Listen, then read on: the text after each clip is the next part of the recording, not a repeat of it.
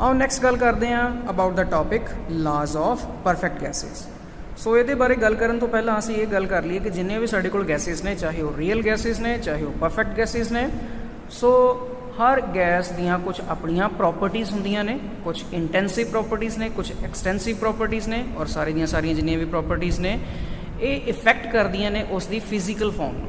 सो इत्थे उही चीज़ गल की गई है कि कुछ साडे कोल physical properties of the gases जिहड़ियां ने वो कंट्रोल कीतियां जांदियां ने कुछ वेरीएबल्स के द्वारा, जो कि कुछ इंटेंसिव या एक्सटेंसिव हो सकते हैं।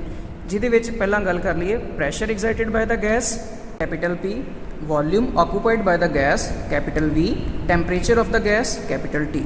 सो ये साडे कोल कुछ वेरीएबल्स ने जिहड़े कि इफेक्ट करनगे किसी भी गैस की फिजिकल प्रॉपर्टीज़ को, और यही कुछ वेरीएबल्स ने जिन्होंने असी वेरी करवा के अलग अलग लॉज की स्टडी कर। लॉज ऑफ गैसेस दे विच असी सब तो पहला गल करनी है दैट इज़ बॉयल्स लॉ के बारे। आओ देखते हैं की कहता जी। It states that at a constant temperature for a fixed mass the absolute pressure and the volume of the gas are inversely proportional. कि जदों साडे कोल कुछ गैस असी एक्सपैरीमेंट वास्ते ले ली, उदों सानू पता है कि फिजिकल प्रॉपर्टीज़ असी तीन के बारे गल की सी, दैट इज़ उसका टैंपरेचर, प्रैशर एंड वॉल्यूम। इन्हां तिन्नां दे विच ही कुछ चेंजिज आने की संभावना है। सो इहदे विचों असी एक प्रॉपर्टी दैट इज़ टैंपरेचर उसनूं असी कॉन्सटेंट करता, और जिहड़ियां दो प्रॉपर्टीज़ बचियां दोनों ही आपस दे विच इनवर्सली प्रोपोर्शनल होणगियां। सो नैक्सट देखते हैं जी। We can say that the product of absolute pressure and volume is always constant. कि जो साडे कोल प्रोडक्ट होएगा प्रैशर ते वॉल्यूम का वो हमेशा ही कॉन्सटेंट रहेगा। कदों? जदों टैंपरेचर साडा कॉन्सटेंट होएगा, मास साडा कॉन्सटेंट होएगा। सो उस टाइम साडा जो प्रैशर है एंड वॉल्यूम है वो एक दूसरे दे इनवर्सली प्रोपोर्शनल होएगा। जिमें कि तुहाडे सामने आ कुछ रिलेशन नज़र आ रहा है, that is P is inversely proportional to volume. और इत्थों असी प्रोपोर्शनैलिटी का सिंबल हटाना है, इक्वैलिटी दे विच लैके आना है, तो सानू पता है कुछ ना कुछ कॉन्सटेंट टर्म दे नाल मल्टीप्लाई करना पएगा। सो इत्थे असी की कीता, P is equals to constant term दे नाल मल्टीप्लाई कीता, that is constant upon V that is volume. So ये इक्वेशन जो साडे कोल बन के सामने आई that is PV is equals to constant. Next असी बॉयल्स लॉ के इस एक्सपैरीमेंट नूं एक छोटे ਜਿਹੇ डायग्राम्स की हैल्प के नाल असी समझने की कोशिश करते हैं। मैं एक कंटेनर ले लिया, इनीशियल पोजीशन वो है that is A and final position है वो दैट इज़ B, जिहदे उत्ते मैं कुछ स्टडी की। तो इस पोजीशन के विच मैं कुछ सिलेंडर लिया है और दूसरी साइड भी इन्होंने सिलेंडर रखा है, दैट इज़ दोनों मेरे को पिस्टन कहलाणगे। दोनों ही सेम चीज़ ही है बट अलग अलग टाइम के उत्ते। सपोज इनीशियली मैं कुछ गैस लई, उसके उत्ते कुछ पिस्टन पिया है, पिस्टन ने उन्होंने कंप्रैस करके रखा है, या नॉर्मल मेरा एट कॉन्सटेंट प्रैशर वो चीज़ पई है। तो जिमें ही मैं नीचे कुछ हीटअप किया, उन्होंने कुछ हीट वो अप्लाई की, तो कुछ हीट इस तरीके ना अप्लाई करनी है कि टैंपरेचर ना बढ़े, टैंपरेचर मेरा कॉन्सटेंट रहे। तो उस टाइम असी देखा कि हौली हौली जो उसका वॉल्यूम है वो मेरे को वधना स्टार्ट हो जाएगा। वॉल्यूम वधेगा, प्रैशर मेरा घटना स्टार्ट हो जाएगा। जिमें कि असी हुणी पहला देख के हटे हैं कि जो साडा PV is equals to constant है, P जो है इनवर्सली प्रोपोर्शनल है दैट इज़ वॉल्यूम दे। कि जे मेरा वॉल्यूम वधेगा तो प्रैशर मेरा घटेगा। इनीशियल पोजीशन दे विच की सीगा कि वॉल्यूम घट सी, प्रैशर मेरा ज़्यादा सी। सैकेंड कंडीशन दे विच की हो गया, मेरा जो वॉल्यूम है वो वध गया, प्रैशर मेरा घट गया।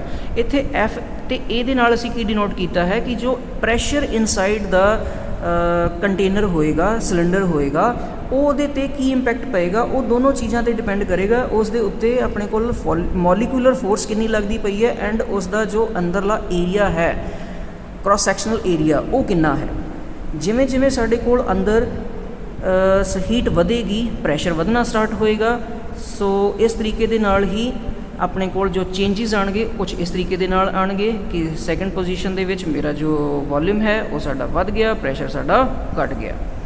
सो इत्थे कुछ असी टर्म्स लिखियां ने, that is N is the number of molecules जिन्होंने असी कॉन्सटेंट लिया है। उन्होंने कॉन्सटेंट क्यों लिया? क्योंकि असी मास जिहड़ा सी वो भी कॉन्सटेंट लिया है।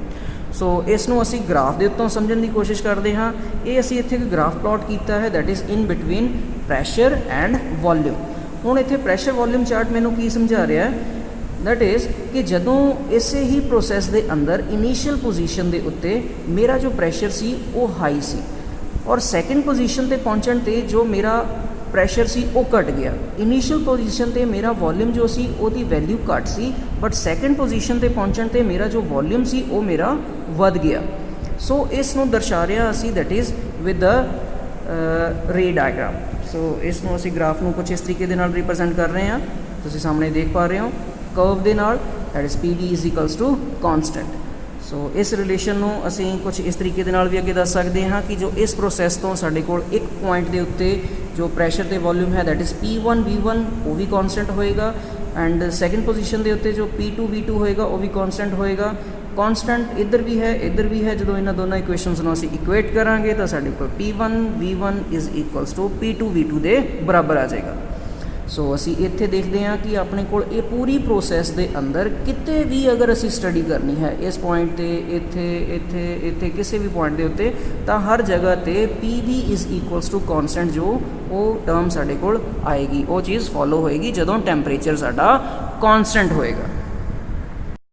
Next second law of gas ਆ ਜਾਂਦਾ ਸਾਡੇ ਕੋਲ, ਦੈਟ ਇਜ਼ ਚਾਰਲਸ ਲਾ। Charles law ਕੀ ਕਹਿੰਦਾ, it states that at a constant pressure the volume of a given mass of a gas is proportional to its absolute temperature। ਕਿ ਹੁਣ ਇਸ experiment ਦੇ ਵਿੱਚ ਅਸੀਂ ਕੀ ਕਰਨਾ ਹੈ ਕਿ ਪ੍ਰੈਸ਼ਰ ਨੂੰ ਅਸੀਂ ਕੌਨਸਟੈਂਟ ਕਰ ਲਿਆ ਔਰ ਉਸ ਦਾ ਮਾਸ ਆਲਰੇਡੀ ਸਾਡੇ ਕੋਲ ਕੌਨਸਟੈਂਟ ਸੀ। ਸੋ ਇਸ ਕੰਡੀਸ਼ਨ ਦੇ ਵਿੱਚ ਸਾਡੇ ਕੋਲ ਕੀ ਹੋਏਗਾ ਕਿ ਜੋ ਸਾਡੇ ਕੋਲ ਉਸ ਗੈਸ ਦਾ ਵੋਲਿਊਮ ਹੋਏਗਾ ਉਹ ਡਾਇਰੈਕਟਲੀ ਪ੍ਰੋਪੋਰਸ਼ਨਲ ਹੋਏਗਾ ਉਸ ਦੇ ਟੈਂਪਰੇਚਰ ਦੇ, ਜਾਂ ਇਸ ਨੂੰ ਦੂਸਰੀ ਵਰਡਿੰਗ ਦੇ ਵਿੱਚ ਅਸੀਂ ਕਹਿ ਦਿੰਦੇ ਹਾਂ the ratio of the volume of the gas and temperature of the gas is always constant. ਜੋ ਇੱਕ ਰੇਸ਼ੋ ਬਣੇਗੀ ਦੈਟ ਇਜ਼ V/T, ਉਹ ਹਮੇਸ਼ਾ ਹੀ ਕੌਨਸਟੈਂਟ ਦੇ ਬਰਾਬਰ ਹੋਏਗੀ। ਨੈਕਸਟ ਸਾਡੇ ਕੋਲ ਜੋ ਇਸ ਦੇ ਵਿੱਚ ਅਸੀਂ ਟਰਮ ਯੂਜ਼ ਕਰਨੀ ਹੈ that is M is the mass of the gas, N is the number of molecules of the gas, ਜਿਹਨੂੰ ਅਸੀਂ ਦੋਨਾਂ ਨੂੰ ਕੌਨਸਟੈਂਟ ਰੱਖਿਆ ਹੈ। ਨੈਕਸਟ ਹੈ ਕਿ that is V is the volume of the gas, T is the absolute temperature of gas, ਇਹਨੂੰ ਅਸੀਂ ਕੈਲਵਿਨ ਦੇ ਵਿੱਚ ਨੋਟ ਕਰਾਂਗੇ। P is the pressure of the gas, ਜਿਹੜਾ ਕਿ ਅਸੀਂ ਇਸ ਕੰਡੀਸ਼ਨ ਦੇ ਲਈ ਕੌਨਸਟੈਂਟ ਰੱਖਿਆ ਹੈ। ਸੋ ਇਹਦੇ ਵਾਸਤੇ ਜਦੋਂ ਕੁਛ ਇਹ ਚੀਜ਼ ਕਰਾਂਗੇ ਤਾਂ ਸਾਡੇ ਕੋਲ ਜੋ ਇਕੁਏਸ਼ਨ ਸਾਹਮਣੇ ਆਏਗੀ ਉਹ ਕੁਛ ਇਸ ਤਰੀਕੇ ਦੇ ਨਾਲ ਹੋਏਗੀ, that is V is directly proportional to T, volume is directly proportional to temperature.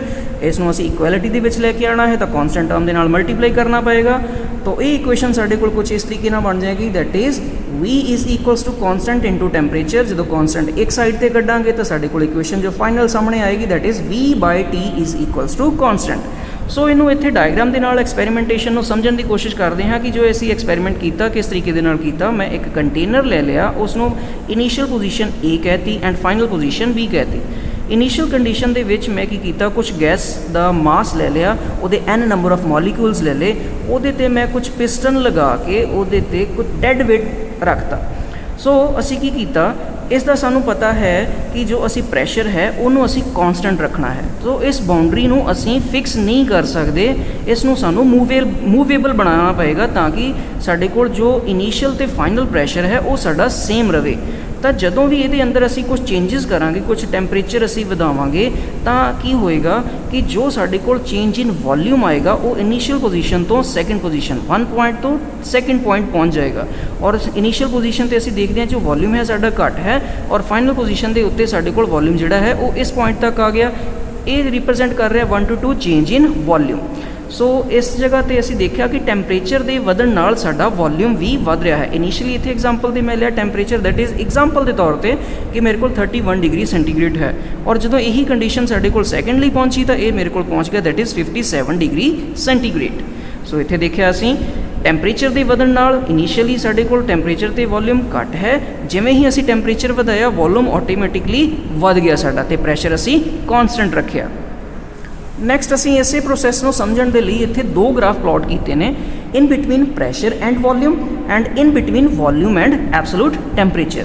ਕਿ ਇੱਥੇ ਅਸੀਂ ਪਹਿਲਾ ਗ੍ਰਾਫ ਹੁਣ ਸਮਝਦੇ ਹਾਂ ਕਿ ਜਦੋਂ ਸਾਡੇ ਕੋਲ ਅਸੀਂ ਪ੍ਰੈਸ਼ਰ ਨੂੰ ਕੌਨਸਟੈਂਟ ਰੱਖਿਆ ਤਾਂ ਵੋਲਿਊਮ ਦੇ ਵਿੱਚ ਚੇਂਜ ਕਿਸ ਤਰੀਕੇ ਨਾਲ ਆਏਗਾ। ਇੱਥੇ ਅਸੀਂ ਲਿਆ ਇੱਕ ਕੌਨਸਟੈਂਟ ਲਾਈਨ ਡਰਾ ਕੀਤੀ ਹੈ ਜਿੱਥੇ ਸਾਡੇ ਕੋਲ ਫਸਟ ਤੇ second point constant pressure show ਕਰ ਰਹੇ ਨੇ, that is P1 is equals to P2 on Y axis. ਤੇ ਐਕਸ ਐਕਸਿਸ ਦੇ ਉੱਤੇ ਅਸੀਂ ਦੇਖਦੇ ਹਾਂ ਕਿ ਜਿਵੇਂ ਹੀ ਮੇਰਾ ਪ੍ਰੋਸੈਸ ਚੇਂਜ ਹੋ ਰਿਹਾ ਹੈ, ਇਨੀਸ਼ੀਅਲ ਮੇਰਾ ਵੋਲਿਊਮ ਹੈ that is V1 and final ਮੇਰਾ ਵੋਲਿਊਮ ਪਹੁੰਚ ਗਿਆ ਦੈਟ ਇਜ਼ V2।